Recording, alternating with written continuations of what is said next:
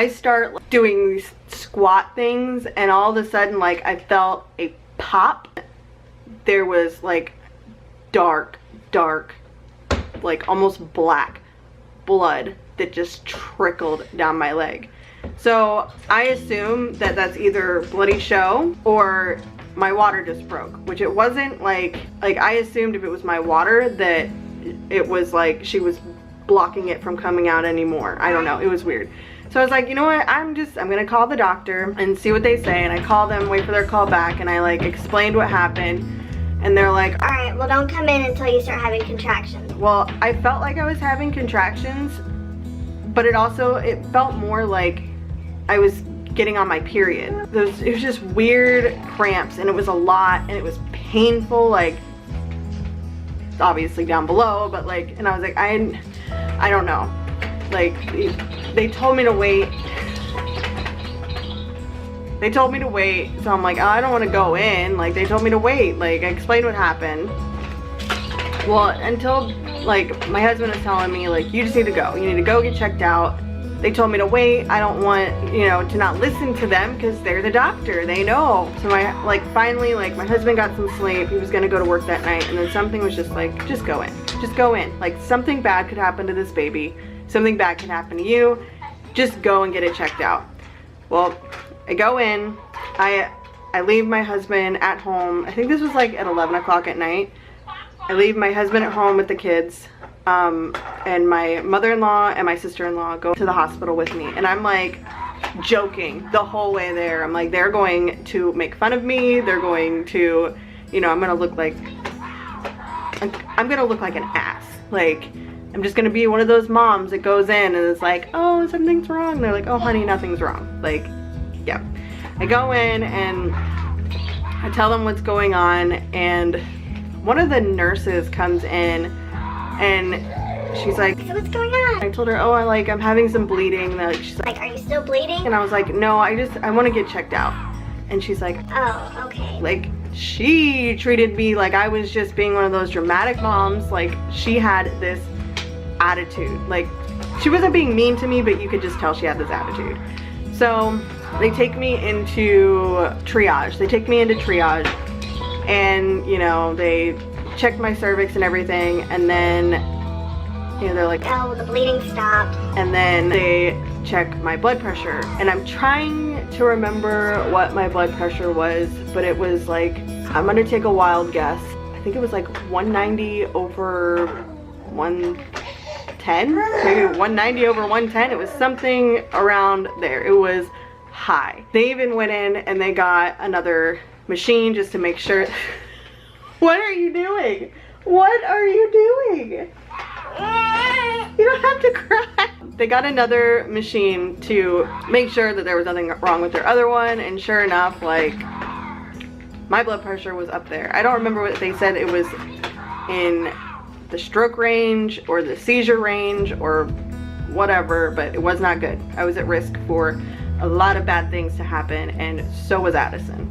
So that same nurse came in after they started hooking me up to IVs and everything, and she's like, oh, I hear you're having, you know, problems with your high blood pressure. All of a sudden she went to this, oh, you're in here for no reason, you're wasting our time, to, oh, this is really serious. And that kind of freaked me out a little bit, because I was like, her attitude just changed so bad. Am I gonna die? Like, that is literally what popped in my head. Like, am I going to die? They admit me, by the way. They start giving me fluids. They start giving me magnesium. And they're telling, you know, they're explaining, they're like, this isn't gonna feel good. You're gonna feel like you're dying. Am I not already dying? And, you know, tell me all the symptoms. I'm like, great, this sounds like it's gonna be a lot of fun. As they give that to me, the doctor comes in, the same doctor that I called and said that don't come in until you're having contractions. And he's like, no, he wasn't like that. He comes in and explains that we need to get the baby out immediately. And I always remember this. Always remember this. My mother-in-law's like C-section? Because he wasn't really explaining it. He just said we need to get the baby out. And obviously there's like 2 ways to get the baby out. And I was like, no, they're just gonna induce me. And he's like, no, we're gonna do a C-section. My stomach freaking dropped. Like, With my first son, when I was in labor with him, I tore so bad that I hemorrhaged. With my second son, that birth was perfect. It was perfect. I mean, it was painful, but it, you know, nothing bad happened. As soon as he leaves the room, like, I lose it. I am terrified. My blood pressure is so high. I was bleeding. Now they're talking about an emergency C-section. And this was such a mess because when I came in for ultrasounds, everything, they said that my due date was August 7th, which is my son's birthday. And then they changed it, or they didn't change it, but they went through my file and they're like, oh, actually she's measuring out to be. Okay, so I said this wrong. Her original due date was July 29th, and now her new due date was August 7th. She was 36 weeks and like 6 days gestation is what they were measuring her to be, when really I thought she was like 39. So she was technically going to be a preemie. Mind you, this whole time my husband is at home with my boys. My mother-in-law and my sister-in-law were updating him, and by the time they said C-section, they're like, you need to come up here now. And he had already put the boys in bed, and my request, my last dying request, just kidding, but I was terrified, and I'm like, I need to hug my boys before I go in and get this major surgery. And obviously my husband needs to be here. Like, you need to bring them up here. I don't care if they're half asleep. Like, I just need to hug and kiss them and tell them that I love them. I thought, I really, really thought, I was like, I'm dying, and I don't know if this baby's gonna survive either. I was terrified of leaving them without a mother. So, yeah, I'm starting to feel the effects of the magnesium as they're giving me more drugs. I don't even know, they were giving me so much stuff. I didn't even know what was going on. Like, I felt like I was overdosing. They're having me fill out this paperwork and signing all this stuff to have a C-section, and I'm like, I can't think. I can't explain things. Like, this medicine was making my head a foggy mess. I just felt like crap. Like, I could barely sign my name. Could barely sign my name. My husband comes in, and like, before I was like crying, like I'd cried in my mother-in-law's arms when they said C-section. Like, I already had a breakdown. I broke even more when he came in. It was just terrifying. I hugged my boys, and they were both just confused. Mommy was hooked up to all this stuff, and they didn't know what was going on. They had just been woken up. They're like, all right, it's time for the epidural. Well, I sit up and I get the epidural, and I've had three epidurals before, and they were not bad because I was already in pain. Well, this one, I wasn't in labor. I wasn't having any kind of pain. I was just about to have a C-section.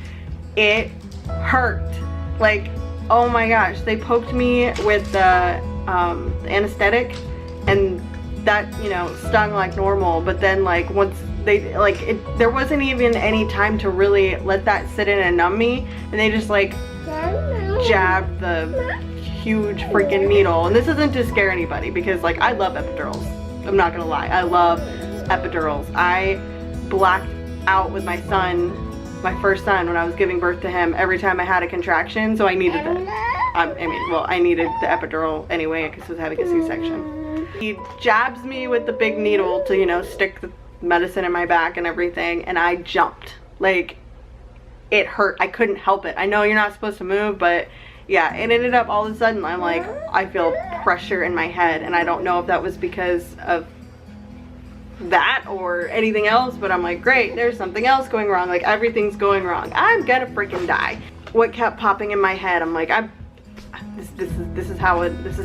This is how it ends. I felt hopeless. I felt terrible. I felt sad. Like, I'm leaving my kids and possibly this baby without a mother. They took my husband out and got him ready for me to go into surgery, and they wheel me back to the ER, and I'm just, you know, my husband didn't go back with me, so I go into the OR, and that was something I've obviously never experienced before, but this experience was like none other. I didn't even feel like I was there.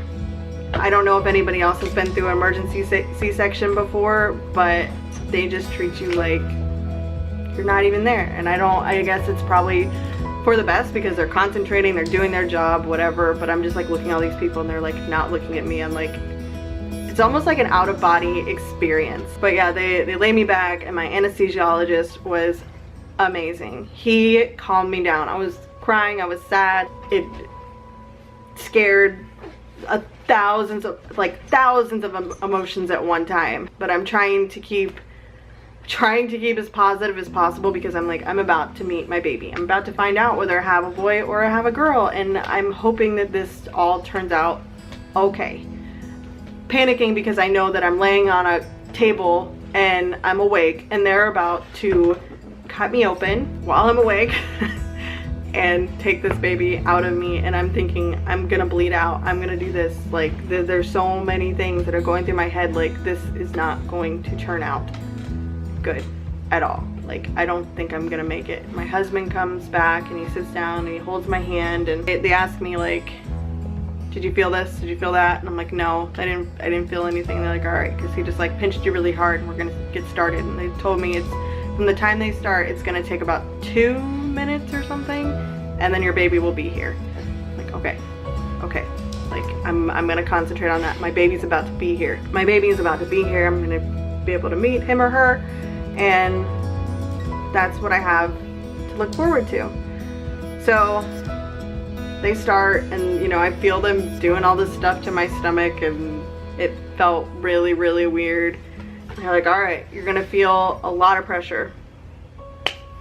Understatement of the year. They tell me that I'm gonna feel a lot of pressure, and I literally feel like somebody goes and pulls the baby out. Like, that's how it felt. They felt like they reached inside my incision, put their arms around the baby, and pulled it out. Like, it felt like somebody went inside my stomach. It was awful. They announced, they're like, it's a girl, and I was already crying, but I cried more. I cried harder. Like, I wanted a daughter so bad, and out of this situation, like, I now had a daughter, and I love my boys. I loved being a boy mom, but now I'm not. Yeah. Now I wasn't just a boy mom, I had a daughter, and it was so exciting. And then all of a sudden I'm like, I don't feel good, and like I'm gonna throw up.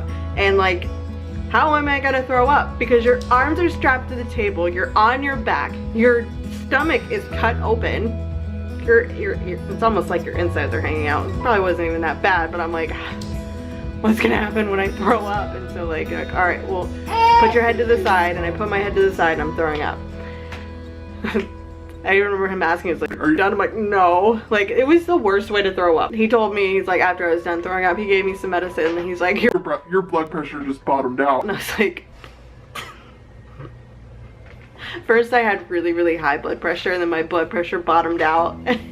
I don't know if that was because of the magnesium or it was a complication during the surgery, if I was losing more blood than I should have. I didn't know, but my blood pressure bottomed out. Now, they were working on her. She was having trouble breathing.